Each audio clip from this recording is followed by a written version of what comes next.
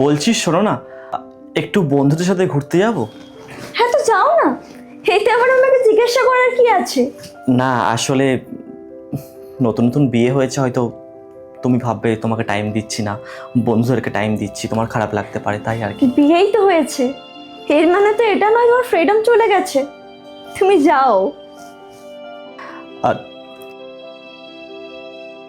আসতে হয়তো একটু লেট হবে, তোমার কোনো অসুবিধা নেই তো?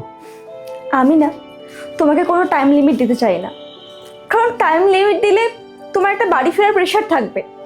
তুমি তো ফ্রেন্ডদের সাথে ঘুরতে যাচ্ছ, তুমি যাও, এনজয় করো। যখন মন ভরে এনজয় হয়ে যাবে দেন বাড়ি এসো। আচ্ছা ঠিক আছে, আসছি, হ্যাঁ, টাটা।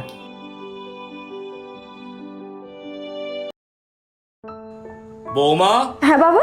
বলছি ও কোথায়? রাত 10টা বাজে, এখনো বাড়ি আসেনি। ফোন করো ওকে। আচ্ছা ঠিক আছে, আমি এক্ষুনি কথা বলছি।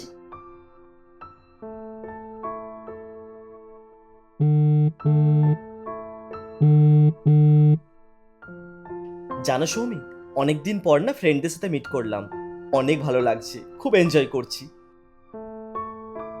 বাহ, এনজয় করো। আর বলছি শোনো না, ওইদিকে সব ঠিক আছে তো? কোনো অসুবিধা নেই তো? বলছি বাবা কিছু বলেনি তো? আজও অনেকদিন পর ফ্রেন্ডদের সাথে আড্ডা দিতে গেছে।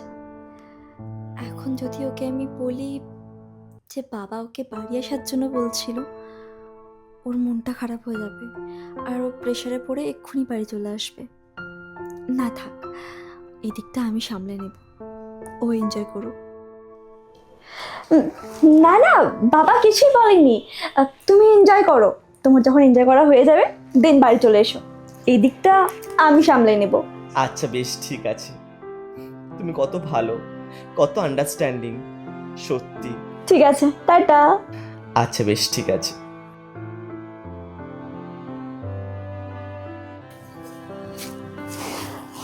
বাবা বলছি, ওর সাথে এক্ষুনি কথা হলো। ও বললো ও যে ফ্রেন্ডের বাড়িতে গেছে, ওখানে কিছু একটা এমার্জেন্সি হয়েছে, তো বললো ওটা ম্যানেজ করে দেন তারপরে বাড়ি আসছে। আপনি শুয়ে পড়ুন না, ও এলে আমি দেখে নেবো দিকটা।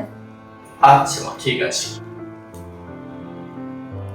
ভালোবাসা মানে শুধু আগলে রাখা না, প্রিয় মানুষটাকে বিশ্বাস করে তার মতো বাঁচতে দেওয়া।